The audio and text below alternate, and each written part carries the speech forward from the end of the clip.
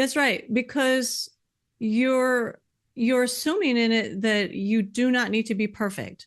So if you even just take the two examples you gave of a New Year's resolution of stop eating sugar or lose 20 pounds, Mm-hmm. both of those examples are self-criticisms, Mm-hmm.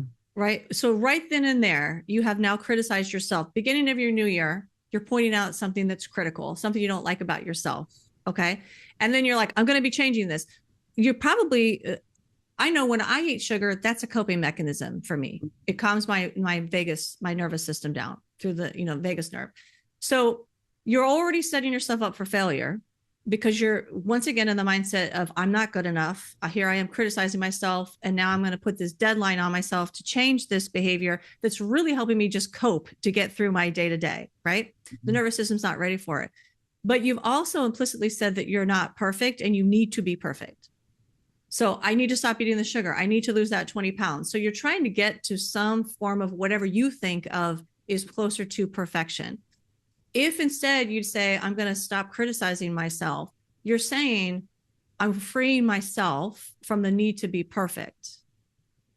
It is implicitly implied then that But you do not need to be perfect. So let's say a self doubt, a self criticism comes up.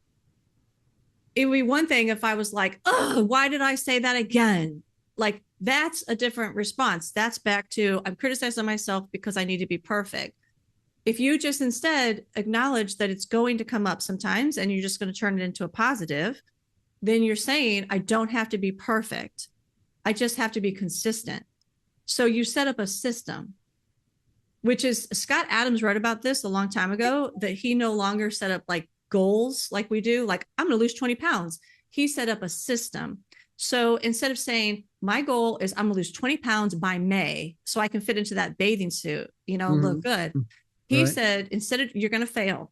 So Mm-hmm. instead of that, set up a system. Say, okay, instead of that, what I'm going to do is I'm going to go outside and go for a walk 3 days a week. So Mm-hmm. it's a system. And that way, as long as you go out and you do it and you don't even set the time, oh, I'm going to walk for 1 hour. You don't do that. I'm just going to go out and walk 3 times a week. And then you keep with that system and it will eventually get you to the goal. But it takes that pressure off and you're much more likely to succeed if you follow a system versus some finite arbitrary goal with an Yeah. arbitrary deadline. Yeah. So mine is taking that and and kind of amplifying on that. So this is a system because there's no deadline. There's no finality to it. There's no me saying, oh, I've achieved this quote unquote goal once I never say anything negative about myself again, right? There's Mm-hmm. none of that involved. This is really a system that I've put into place that it's okay if you say something negative because there's grace involved in this system. Right. So it's really about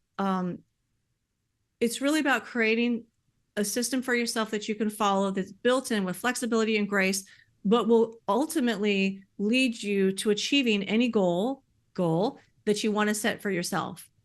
Because once you love yourself, you will feel worthy and you won't need coping mechanisms. So you won't feel like you need to keep changing yourself, Mm-hmm. right? That never ending, I'm not good enough. Now I got to do this. Yeah. Now I need this self-help book and this one. You won't feel that anymore because you will finally accept and love yourself for just the way that you are.